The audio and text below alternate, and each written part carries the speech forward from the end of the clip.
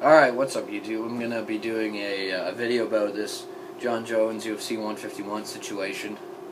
So, Dan Henderson hurt his knee and he had to pull out of the fight. And Jon Jones was offered Lyoto Machida, but Machida was flying to Brazil, so that didn't happen. And Jon Jones was later challenged by Chael Sonnen, a middleweight contender, for the fight on 8 days' notice, and Jon Jones refused that challenge. So the card was canceled, and UFC 152 will be in Canada, Toronto, Canada, Air Canada Centre, on September the 22nd. Jones will now be fighting Vitor Belfort. Joseph Benavidez will be fighting Demetrius Johnson. And Michael Bisping will be fighting Brian Stann as well. Those are the three big fights on that card. So I'm here to talk to you today about the Jon Jones thing. So let's just say this: you're a UFC light heavyweight champion. You're talking all this crap about how you're the best in the world, and you're a legend. You're soon to be a legend. Some 185-pound guy who is coming off a loss, who hasn't trained in a while, who's resting and recuperating, who you have a huge reach advantage over, calls you out. It's 20-pound weight difference in natural fighting, and you say, nah, I'm not going to fight him.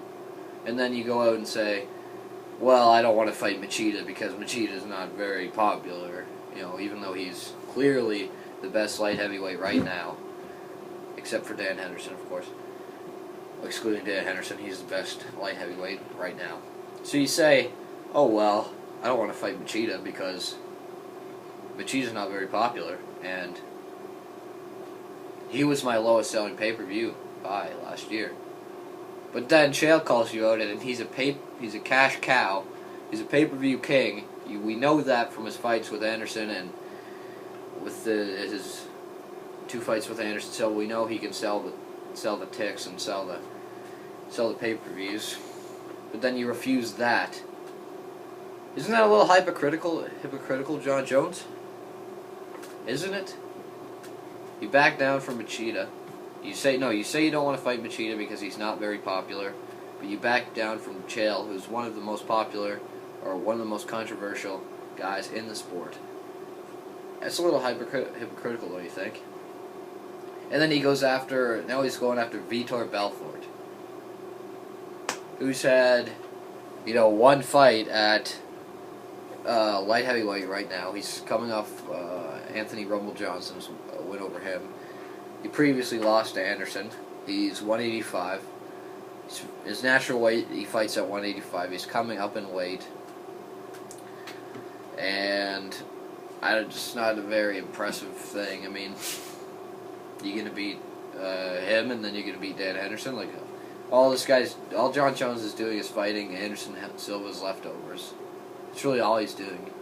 Anderson Silva beat Dan Henderson. Now Dan Henderson's going at Jon Jones. Anderson Silva beats Vitor. Now Vitor's going at Jon Jones. If Anderson Silva already beat Chael Sonnen twice, now Chael Sonnen's challenging Jon Jones.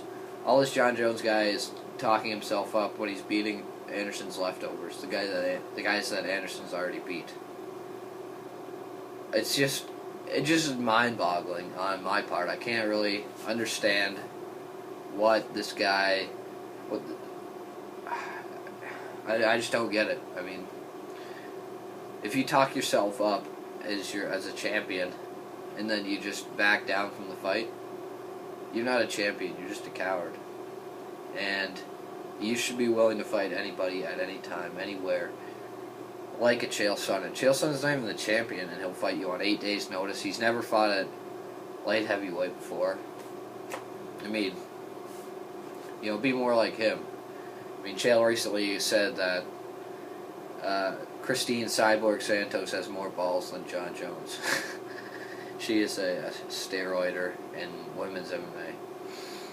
And maybe I don't know, maybe I can agree with that, maybe not, I'm not sure. Either way, I'm a little disgusted with Jon Jones as a UFC fan.